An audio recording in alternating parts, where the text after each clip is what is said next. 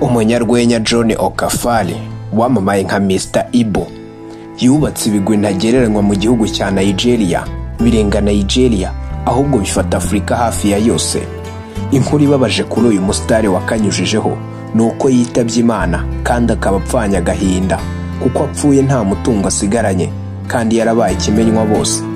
Ikindi kibabaje kiri no gushengura abakunzi be ni igikorwa cya kasamutwe umukobwa we akoze.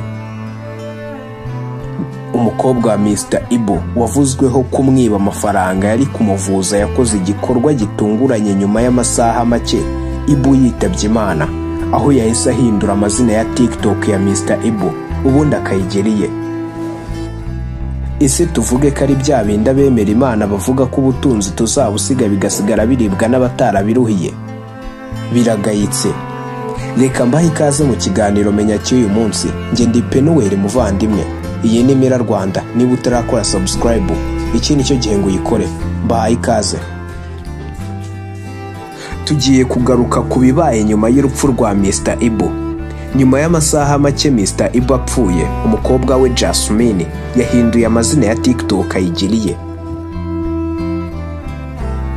Ibi yabikoze ubwo hari haciye amasaha make gusa apfuye, dore ko ari umukobwa Mr. Ibo yari yarakuye mu kigo kirera imfubyi muri Nigeria akiyemeza kumurera akamukuza nk'umwana we.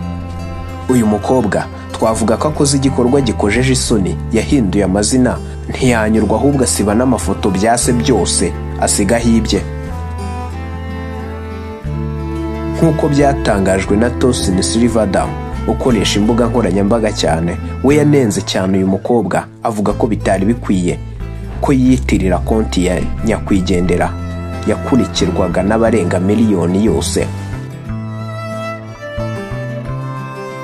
John Okafali wamamaye nka Mr. Ibo yatangiye kurwara muri 2023, gusa iby'urupfu rwe byatangajwe ku itariki ya 2 Werurwe 2024.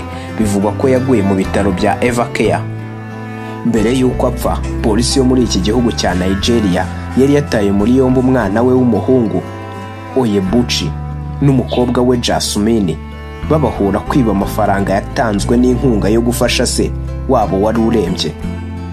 Ngayo rero ibya Mr. Ibo, reka tuvuge ngo Imana imuhe iruhuko ridashira.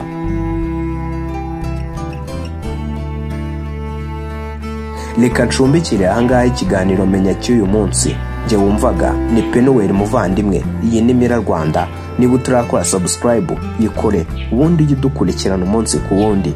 Imana ibarinde.